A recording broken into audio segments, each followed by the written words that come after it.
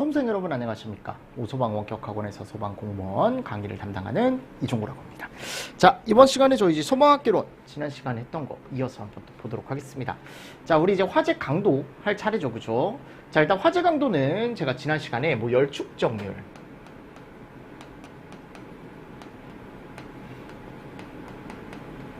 또는 그 장소에 최고로 올라갈 수 있는 최고 온도, 그쵸? 이런 개념으로 우리가 같이 보셔도 된다라고 말씀드렸습니다. 그래서 화재 강도는 화재실의 열 축적률을 의미한다라고 되어 있죠. 그래서 화재 세기를 얘기하기도 하고, 화재 강도가 올라가면 열 축적률도 당연히 상승할 거고, 온도도 당연히 상승할 겁니다. 그죠? 두 개가 다 상승할 거다라고 되어 있어요. 그러니까 이런 개념은 앞에서 우리가 충분히 봤기 때문에 여러분들이 충분히 보실 수 있을 거고, 그리고 시간당 우리가 열 축적률이라고 해가지고 단위도 한번 보십시오. 이렇게. 이게 시간이죠. 얘가 뭐예요? 열량이죠. 그죠? 시간당 얼마나 열량이 축적되는지를 우리가 화재 강도라고 얘기합니다. 자, 영향 요소. 이런 것들이 영향을 주더라. 이거는 이미 시험 문제가 출제가 됐습니다. 특히 단열성은 시험 문제 잘 나오니까 잘 보셔야 됩니다. 자, 연소열이 클수록 화재 강도는 커진다. 연소시에 나오는 열이 크다라는 건 그만큼 화재 강도, 열 축적, 최고 온도가 높다라는 거죠. 그죠? 자, 비표 면적이 크다. 산소와 담배 면적이 큰 거죠. 그럼 화재 강도는 커지죠. 공기 공급이 원활하다. 산소가 잘 들어간다라는 거죠. 그럼 산소가 잘 들어가니까 커질 수밖에 없겠죠. 단열성. 자, 단열성 같은 경우는 단열 효과가 크다라는 건 뭐예요? 여기 실이 이렇게 있으면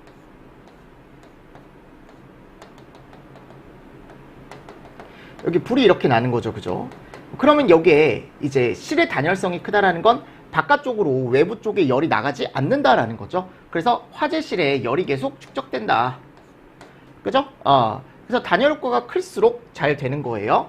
열 방출 속도가 크고 열 방산 속도가 작을수록 화재 강도는 커진다. 그래서 우리가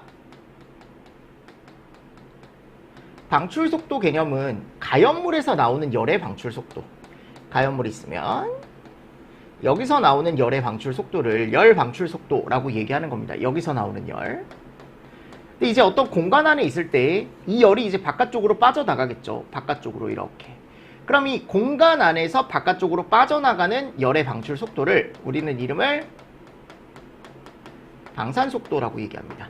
즉, 이 방산 속도가 작다라는 건 그만큼 뭐가 잘 된다라는 것 실안에 열의 축적이 잘 된다라는 걸 의미합니다. 그래서 이게 방출 속도와 방산 속도를 구분을 지을 수 있다. 이렇게. 그래서 이런 개념도 같이 좀 봐주시면 나중에 문제 푸실 때 도움이 되실 겁니다. 화재 성장 속도, 시간의 흐름에 따라 화재가 얼마나 빠른 속도로 성장하는 것을 나타내는 곡선이다. 자, 요게 원래 곡선 하나가 있는데 뭐 이런 식으로 해가지고 이제 곡선이 있는데 이게 외국 기준이기 때문에 그냥 참고로만 보시면 돼요. 아셨죠? 대신에 여기 가보면 예전에 제가 요 정도 알려드렸거든요. 1메가와트에 도달하는 때 걸리는 시간이다 라고 해가지고 열 방출률이 1 곱하기 10의 6승까지 올라가는 시간. 울트라 패스트 75초. 그러니까 75초에 이렇게 올라가는 거죠. 150초, 30초, 600초 해가지고 오른쪽에 가보면 대표적인 가연물들이 들어가 있습니다. 그죠? 참고로 한번 봐주시고 넘어가 주시면 좋을 것 같습니다. 자, 건물의 화재 상상이라는 건 이제 우리 연료지배와 환기지배 했었고, 그죠?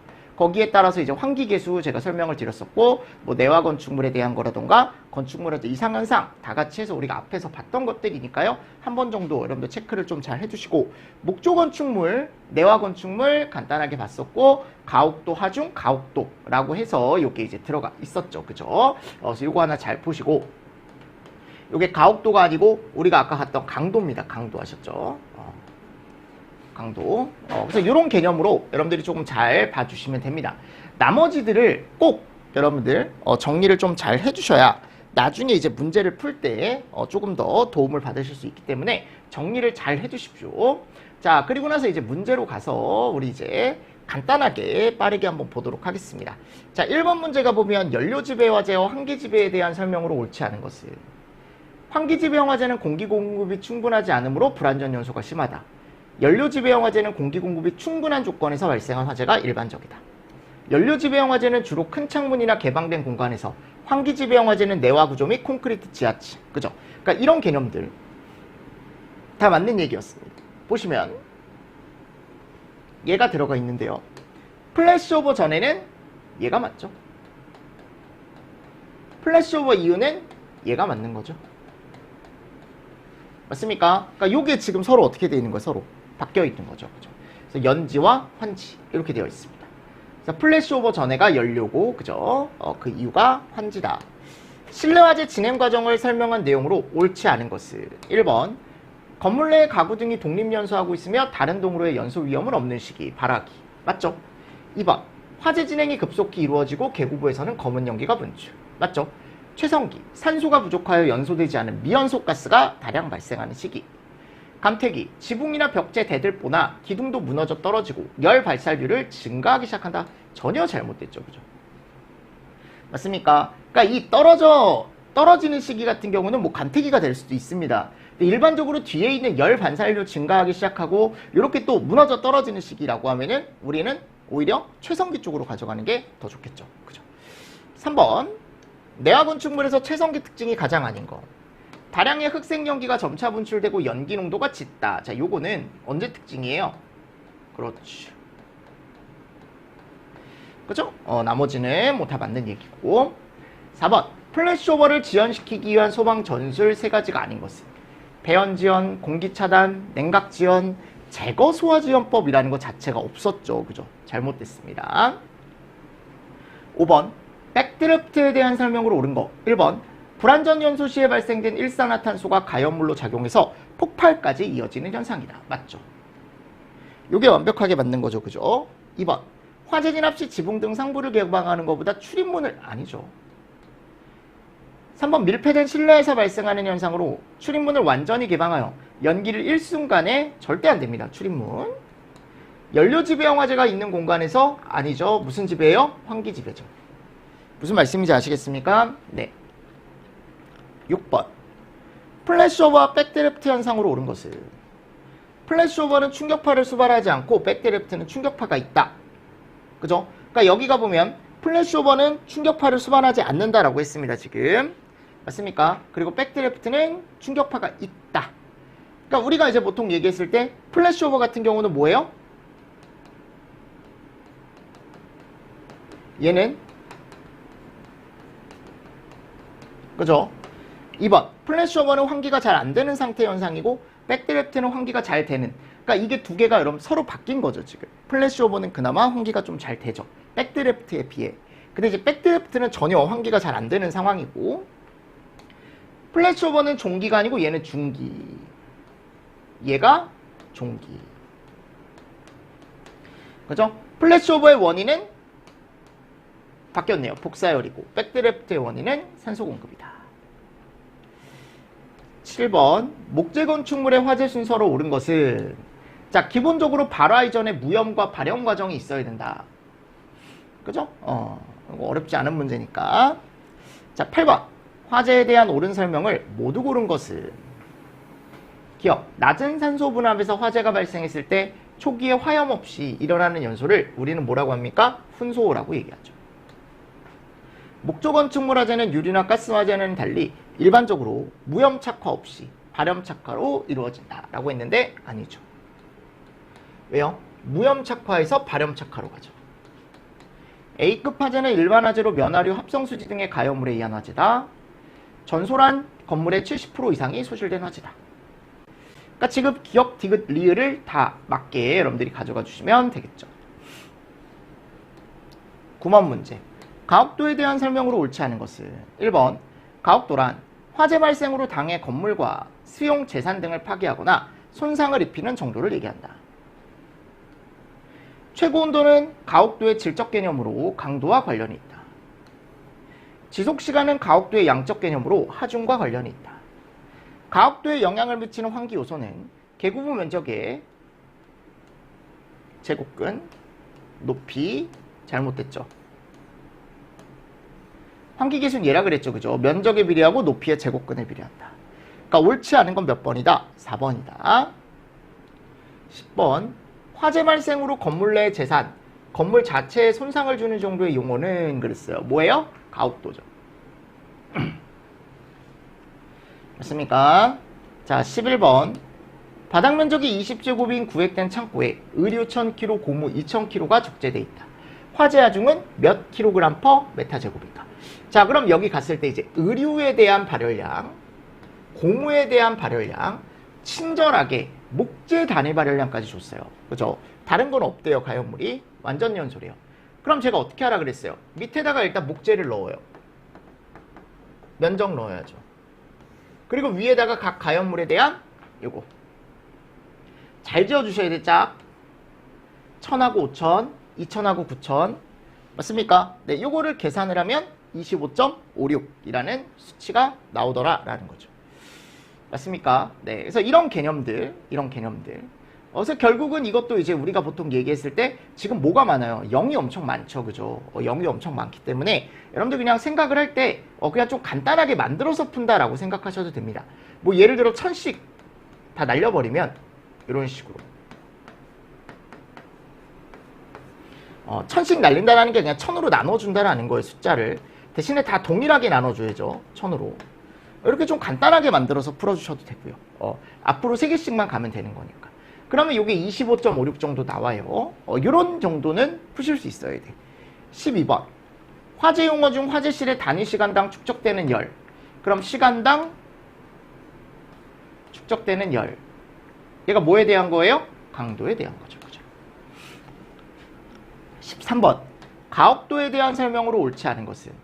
그럼 가옥도는 우리가 면적과 뭐 높이 이런 식으로 지금 A와 H를 이렇게 보겠다라고 했고, 자, 가옥도는 우리가 건물 내부 재산이나 또는 이제 건물에 손상을 입히는 정도, 재산에 손실을 주는 정도라 그랬죠. 그래서 가옥도 크기는 강도와 하중의 영향을 받죠. 화재실의 최고 온도와 지속 시간은 화재 가옥도를 판단하는 너무 중요한 요소죠. 환기 요소 A 루트 H는 가옥도에 영향을 주죠. 가옥도는 화재실이나 화재 구역의 단열성에 영향을 받죠. 그래서 단열성이라는 게 크면 열 축적이 잘 된다라는 거니까 화재 가옥도 같이 커지겠죠. 4번이 정답이죠. 14번. 화재 시 구획실에서 발생하는 현상에 관한 설명으로 옳은 것은? 개구부의 크기는 플래시오버와 발생과 관련이 없다. 아니요? 관련 있죠? 그죠? 그래서 크면 더 잘 발생할 수 있다 그랬죠, 제가. 아주 크면 당연히 열 축적이 잘 안 돼서 조금 떨어질 수는 있으나. 2번. 구획실의 창문과 문 손잡이의 온도로 백드래프트 발생 가능성을 예측할 수 없다가 아니고 있죠. 창문이나 문 손잡이를 만져봄으로 인해서. 준불연성이나 불연성의 내장재를 사용할 경우 플래시오버 발생까지의 소요 시간이 길어진다. 그래서 우리가 보통 얘기했을 때 이런 것들은 우리가 뒤로 미룰 수 있는, 그죠? 하나의 방법이다. 4번. 구획실 내 산소가 부족하여 훈소 상태에서 공기가 갑자기 다량 공급됐을 때 가스가 갑자기 폭발하듯 발화하는 현상은 뭐예요? 백드래프트죠. 그죠? 그러니까 옳은 건 몇 번이야? 3번이죠. 3번. 15번. 자, 이런 문제는 여러분들이 한번 풀어보십시오. 이게 뭐예요? 지금 실을 주고 1000mm, 8000mm, 높이가 3000mm래요. 이 밀리미터는 미터 단위로 바꿔야 되는데 제가 앞에서 틀림없이 말씀드렸습니다. 이 정도 차이가 난다고. 그럼 얘가 3m, 높이가 가로가 10, 세로가 8이네요. 그러면 면적은 10 곱하기 8이 되겠네. 그리고 목재에 대한 걸 줬어요. 밑에 보시면. 보시죠? 그리고 얘네들을 뒤에다가 위에다가 계산을 해주시면 되겠죠. 맞습니까? 네, 이런 개념도 잘 봐주시면 좋습니다. 그래서 계산을 했을 때 여기 한 3.6 정도 나와요. 3.61. 어렵지 않죠? 오히려 이런 문제가 더 깔끔한 문제예요. 아까처럼 나열한 문제보다. 표로 보기 좋게 줬잖아요. 그죠? 그래서 조심하실 건 여기 지금 이제 킬로그램 정확하게 들어가 있는지 킬로칼로리 이거 왜냐하면 그램으로 또 바꿀 수 있거든? 이런 것들을. 근데 아직 그렇게 나온 적은 없는데 네, 그렇게 나온 적은 없는데 제가 1kg은 그래서 1000g이다 라고 말씀드렸었죠. 구획실 화재에 대한 설명으로 옳지 않은 것은 그랬습니다. 1번. 플래시오버 이후에는 연료 지배보다 환기 지배형 화재가 지배적이죠. 2번. 환기가 잘 되지 않으면 환기 지배에서 연료 지배가 아니죠. 어디서 어디로 가요? 거꾸로네. 그죠? 그리고 연기 발생량이 오히려 많아진다 그랬죠. 불완전 연소 시에. 자, 연료 지배형 화재는 구획실 내 가연물의 연소에 필요한 산소가 충분히 공급되는 조건의 화재이다. 성장기에는 천장 부분에서 축적된 뜨거운 가스층이 발화원으로부터 떨어져 있는 가연성 물질에 복사열을 공급하여 플래시오버를 초래할 수 있다. 그럼 옳지 않은 건 몇 번? 2번. 17번. 실내 일반 화재 진행 과정에서 설명으로 옳은 것은 화재 초기에는 실내 온도가 급격하게 상승하기 시작한다. 근데 이게 초기에는 없죠, 요게. 성장기에는 급속한 연소 진행으로 환기 지배형이 아니고, 그죠? 최성기에는 실내 화염이 최고조에 도달하나 실내 산소 부족으로 약간의 연소 속도가 느려진다. 다 타고 이제 점점 뒤로 가면 갈수록 환지로 간다 그랬죠. 감쇄기는 화염의 급격한 소멸로 훈소가 되어 백드래프트 위험이 없다가 아니고 위험이 있죠. 어렵지 않죠, 이런 문제는. 18번째. 구액실 화재에 관한 설명으로 옳은 것은 플래시오버는 최성기와 감쇄기 사이에서 발생하며 충격파를 수반한다. 잘못됐습니다. 왜요? 굳이 따지자면 여기라 그랬죠, 그죠? 굴뚝 효과가 발생할 땐 계구부에서 형성된 중성대 상부에서 공기가 유입되고 하부에서 연기가 유출된다. 이거는 역굴뚝에 대한 설명이죠. 연지는 환지보다 산소 공급이 원활하고 연소 속도가 빠르다. 얘는 연료량이 적은 거고 얘는 환기량이 적은 거니까, 그죠? 맞죠? 자, 그래서 이게 이제 맞는 거고, 화재 플룸은 실내 공기 압력차로 가연성 가스가 천장을 따라 화재가 발생하지 않는 복도 쪽으로 굴러다니는 것처럼 뿜어져 나오는 현상이다라고 되어 있습니다. 그러니까 이런 거 같은 경우는 이제 우리가 천장 제트 흐름 또는 이제 여기에 불이 붙으면 롤오버 이런 식으로 가야 되는데 화재 플룸이라고 했기 때문에 잘못된 거죠. 19번. 백드래프트 발생 징후로 옳지 않은 거. 유리창 안쪽에 타르와 유사한 물질이 흘러져 얼룩진 경우. 창문을 통해 봤을 때 건물 내에 연기가 소용돌이치는 경우. 화염은 보이지 않지만 창문과 문 손잡이가 뜨거운 경우. 균열된 틈이나 작은 구멍을 통해 연기가 밀려 나오는 게 아니고 안쪽으로 빨려 들어간다 그랬죠. 압력차라던가 또는 내부 산소 공급 때문에. 자, 20번. 가옥도 판단을 위한 주요 요소 중 지속시간을 산정하기 위한 인자로 옳지 않은 것은. 그럼 우리가 이제 지속시간 같은 경우는 뭐 얘는 연소 속도라고 했고 이 연소 속도는 또 A 루트 H에 영향을 받습니다. 그래서 여기 환기 지배형 화재로 가정한다라고 했잖아요. 그죠? 그리고 요거는 이제 W고. 그럼 이 지속시간은 우리가 기본적으로 바닥 면적과는 당연히, 왜냐하면 우리가 이제 기본적으로 여기 지속시간 같은 경우는 우리가 화재 하중이라고 얘기하는데 하중 자체가 뭐였어요? 위에가 가열물의 양, 아래가 면적이었죠. 그렇죠?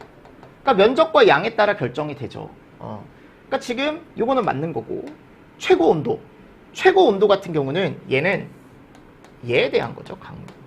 지속시간에 대한 게 아닙니다. 그죠? 그리고 이 지속시간은 이런 거에 의해서도 영향을 받더라라고 제가 말씀드렸습니다. 화재 지속시간은. 그죠? 높이라던가 또는 면적. 자, 그리고 21번. 요게 계산 문제가 안 나오고 얘가 나왔어요.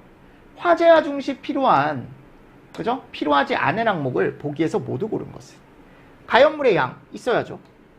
이게 연면적이 아니죠. 제가 언제 연면적이라 그랬어, 그지? 목재 단위 하중, 화재 하중. 근데 지금 봐봐. 이게 화재 하중이 아니었죠. 뭐였어요? 단위 발열량이었죠. 단위 발열량. 참 이것도 단위를 좀 아셔야 풀 수 있는 문제네. 그러면 잘못됐네요. 우리 이거 들어가 있죠. 그래, 기억하고 리을이 정답이네요. 올해 시험이 이렇게 나왔어요. 올해 시험이 특이하죠. 이렇게 식으로 나온 적은 거의 없었는데. 그래서 이렇게 하면 챕터 2까지가 끝나요. 그죠? 챕터 2. 자, 근데 이제 챕터 3와 챕터 4는 이제 건축 쪽입니다. 근데 건축 쪽은 시험 문제가 안 나온다라고 보셔도 돼요. 아셨죠? 근데 이제 작년같이 문제가 이상하게 나와버리면 나올 수 있으니까, 혹시 올해 시험처럼 이상하게 나오면, 그러니까 이것도 안 볼 수는 없고 진짜 빠르게 보겠습니다. 아셨습니까? 그냥 참고로만 보셔도 되는데 챕터 3와 챕터 4도 마찬가지예요. 그럼 여기가 보면 이제 뭐가 들어가 있냐면 얘가 들어가 있습니다. 자, 무슨 계획? 건축 방화 계획. 그럼 내가 건물을 지을 때 또는 건축을 할 때 이걸 계획한대. 약간 불을 막을 수 있는 계획을 하는데, 그죠? 이건 그래서 우리가 하는 게 아니고 이쪽에서 하는 거죠. 건축 쪽에서. 건축하시는 분들이 이런 계획을 하는 거죠. 이름이 무슨 계획이요? 방화계. 아셨죠? 그래서 건축하시는 분들이 어떻게 건물을 짓냐면 이런 대응 방법을 이용해서 건물을 짓더래요. 그래서 공간적 대응 방법 그리고 설비적 대응 방법이라는 게 있는데 이게 훨씬 중요합니다. 이 공간적 대응이라는 게 건축에서 되게 중요한 게 뭐냐면 건물 자체를 되게 튼튼하게 짓는 거거든요. 그러니까 건물에 불이 났을 때 그 불이 다른 쪽으로 절대 퍼지지 않게 우리가 대응을 하는데 건물 자체를 지을 때 세 가지로 대응을 합니다. 도대외. 그럼 먼저 대항성을 보겠습니다. 자, 우리가 건물을 지을 때 방화 성능을 갖게 하려면 기본적으로 이 건물은 목조가 아니고 이 건물로 지어야겠죠. 무슨 건물? 콘크리트 건물. 그러니까 얘는 구조를 되게 좋게 하는 거예요. 구조. 그래서 건물에 이런 걸 넣어주는 거예요. 이런 거. 내화 성능이나 방화 성능. 그러니까 이거는 건물을 지을 때 튼튼하게 지어야 되는 거죠. 그죠? 그래서 얘가 이름이 뭐라고요? 대항성. 그리고 안쪽에 재료를 바를 때 이제 마감 재료죠. 마감 재료. 마감 재료를 이렇게 바를 때 마감 처리를 하는 거죠. 마감 처리. 마감 처리를 할 때 그 재료를 좋은 걸 써야 돼. 재료를. 그래서 우리가 얘를 하래. 난연화와 불연화. 그래서 내장재라는 걸 불에 잘 타지 않게 난연 또는 아예 타지 않게 불연. 중요하겠죠. 그죠? 맞습니까? 건물을 튼튼하게 지어놓고 내가 마무리를 뭐 예를 들어 목재로 한다거나 뭐 종이로 한다거나 안 되는 거죠. 그죠? 도피성. 그러니까 건물에 지어질 때 건물에 기본적으로 얘네들이 들어간다고요. 복도라던가 계단. 그러니까 이거 만드는 이유가 있을 거 아니에요. 뭐 사람들 편의에 의해서 만드는 것도 있지만 결국 여기가 불이 났을 때 도망갈 수 있는 공간이다라는 겁니다. 그래서 얘 이름을 우리가 뭐라고 한다? 도피성이라고 얘기해요. 이름이 뭐라고? 도피성. 그래서 화재로부터 피난할 수 있는 공간성 자체를 줘야 된다라고 되어 있습니다. 그래서 이 세 개를 우리가 기본적으로 되게 공간적 대응을 적극적인 대응 방법이다라고 얘기합니다. 이거를. 이 다 적극적인 거야. 제일 적극적인 건 얘고, 그죠? 그리고 이 적극적인 거 말고 약간 소극적으로 공간적 대응을 약간 뒷받침할 수 있는 대응 방법이 있는데 걔 이름이 뭐예요? 설비적 대응. 얘는 공간적 대응을 뭐 한대요? 보조한대, 보조. 그러니까 뒤에서 약간 뒷받침하는 거죠. 화재 공간에서 화재가 발생했을 때 이런 것들. 근데 봐봐 여러분들. 이런 설비들 너무 좋죠. 근데 내가 여기다가 예를 들어 스프링클러를 설치하고 뭐 옥내 수화전을 설치하고 설치를 했는데 이거 동작 안 하면 끝이거든. 근데 이 건물은 기본적으로 원래 있는 거기 때문에 그죠? 얘가 되게 적극적이 되는 거고 이런 설비들은 동작 안 할 수가 있기 때문에 약간 보조적인 수단으로 보는 거예요. 그렇다고 얘가 없다? 그러면 그것도 안 좋은 거죠. 그죠? 있어야 되는데 서로 상응을 해야 되고 중요한 건 공간적 대응이 더 중요하다라는 거. 설비적 대응은 뭐 때문에? 약간 신뢰성 때문에. 그래서 화재 발생 시 이들의 모든 설비를 통합하여 유기적인 상호관계가 이루어졌을 때 효과적인 기대를 할 수 있다. 이런 개념도 들어가 있습니다. 맞습니까? 자, 두 번째 이제 건축법 용어라고 들어가 있습니다. 그럼 건축법 용어에는 얘가 있네. 피난층. 자, 뭐라고 되어 있습니까? 곧바로 어디로? 지상으로 갈 수 있는 출입구가 있는 층이다. 지상. 얘 이름을 뭐라고 한다? 우리가 피난층이라고 얘기한다. 이런 것들을 한번 읽어보세요. 하셨죠? 나중에 소방법에서도 여기 나와요. 피난층에 대한 정의가. 자, 다음 지하층. 건물의 바닥이 지표면 아래에 있는 층이다. 읽어보세요. 바닥에서 지표면까지 평균 높이가 해당 층 높이의 2분의 1 이상인 것을 얘기한다 라고 되어 있고, 자, 무창측 이런 것들을 이제 시설법에서 배울 거예요. 그러니까 뭐가 없는 층이에요? 우리 얘가 없는 층이죠. 뭐야? 창문이 없는 층입니다. 창문이. 근데 이제 지상층 중에 창문이 없는 층이죠. 근데 없다기보다 약간 모자란 거고, 그리고 이 창문을 우리가 대표적으로 개구부라고 얘기합니다. 요 개구부. 그래서 개구부 면적 합계가 그 층 바닥 면적에 이거밖에 안 된대. 그러니까 그만큼 적다라는 거죠. 그죠? 그래서 그 크기는 뭐 50cm 이상의 원이 통과해야 되고, 그죠? 이 개구부 얘기하는 거, 이 개구부가 크기가 요래야 되고, 높이는 요래야 되고, 위치는 공지에 면해야 되고, 자, 구조는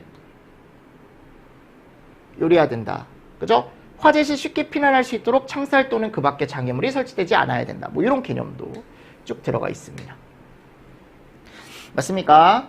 네, 그래서 건축법 용어는 지금 보셨을 때 이게 시험 문제가 나오는 건 아니거든요, 여러분들. 근데 이제 혹시 모르니까 제가 건축법에 대해서 용어 정도 넣어 놓은 거예요. 근데 무창층은 어차피 나중에 우리가 이제 소방에서 배울 거다. 시설법에서 법 하시는 분들은. 혹시 법 안 하시는 분들은 한번 읽어보시고. 자, 계단이 여러 가지가 있습니다. 건축법상에. 직통계단. 이런 것들을 한번 보시면 좋습니다. 건물의 모든 층에서 피난층이나 지상층으로 직접 연결되는 계단. 그래서 대부분의 계단이 직통계단이죠. 우리 건물에 가보면. 다 지상하고 연결되어 있거든요. 피난계단. 지상으로 직접 통하고 다른 부분과 내화구조 벽, 바닥으로 구획되어 있다. 그래서 자동 폐쇄식 방화문 등이 설치되어 있는 계단이다. 그래서 얘는 똑같은 직통계단이지만 무슨 성능이 들어간다? 내화 성능이 추가가 됩니다. 더 좋아진 거죠. 그죠? 특별 피난계단. 피난계단에 뭐가 설치되어 있대요? 부속실. 이 부속실이 들어가면요. 무조건 얘가 들어가는 거예요. 얘. 이름이 뭐야 여러분들? 재현설비. 아셨죠? 재현설비가 들어갑니다. 재현설비. 그리고 피난안전구역은 건축물의 한 계층을 대피공간으로 여러분들 특별 피난계단은 그래서 제가 이 말을 빼먹었네요. 피난계단에다가 얘를 넣어준 거예요. 얘. 근데 이 재현설비를 설치하는 공간 이름을 우리가 부속실이라고 얘기합니다. 아셨죠? 네. 자, 피난안전구역은 해당 건축물의 한 계층을 대피 공간으로 하며 대피에 장애가 되지 않는 범위 내에서 기계실, 보일러실, 전기실 등 건축 설비를 설치하기 위한 공간과 같은 층에 설치할 수 있다. 피난안전구역은 건축 설비가 설치되는 공간과 내화 구조로 구획해야 된다. 이 피난안전구역은 우리가 예를 들어 초고층 건물이면 30개 층마다 하나씩 두게 되어 있습니다. 말 그대로 만약 100층에서 1층까지 피난을 하려면 시간이 오래 걸리니까 예를 들어 30층, 60층, 90층 이렇게 피난안전구역이라는 걸 놔주게 되어 있어요. 근데 이런 것들은 나중에 제가 이제 심화 때 한번 해드리든가 할 테니까 지금은 이런 데가 있다. 난연이 있고 불연이 있고 준불연이 있고 요 세 개는 꼭 알고 계십시오. 아셨죠? 난연은 불에 잘 타지 않는 성능이래. 불연 재료는 불에 타지 않는 거래. 준불연은 준하는 성질이래. 그죠? 그러니까 세 개 구분하실 수 있어야죠. 그리고 고층 건축물이나 초고층, 준초고층 이런 것들이 나와 있습니다. 그래서 우리가 고층 건축물은 30층, 높이 120m, 50층에 200m. 이거 우리 소방법에서 되게 많이 나오죠. 그죠? 요 층수. 이 두 가지 꼭 알고 계셔야 됩니다. 불연성 재료 성능 및 종류라고 되어 있는데 불연 재료는 이런 게 있고 준불연 재료는 이런 게 있고 난연 재료는 이런 게 있대요. 맞죠? 이런 개념들 같이 좀 보시면서 넘어가 주시면 좋을 것 같습니다. 자, 세 번째 이제 방화 구조입니다. 자, 그러면 앞에 있는 것들 여러분들 한번 쭉 보시고요. 우리 좀 쉬었다가 요 방화 구조, 그리고 다음 이제 내화 구조 해가지고 이제 뒤쪽에 이제 피난까지 한번 요 파트를 제가 마무리를 해볼게요. 이 다음 시간에. 아셨습니까? 네, 그렇게 해서 좀 마무리를 좀 하도록 하겠습니다. 자, 그럼 이번 시간에 조금 쉬었다가 진행을 하겠습니다. 수고 많으셨습니다. 수고하셨습니다.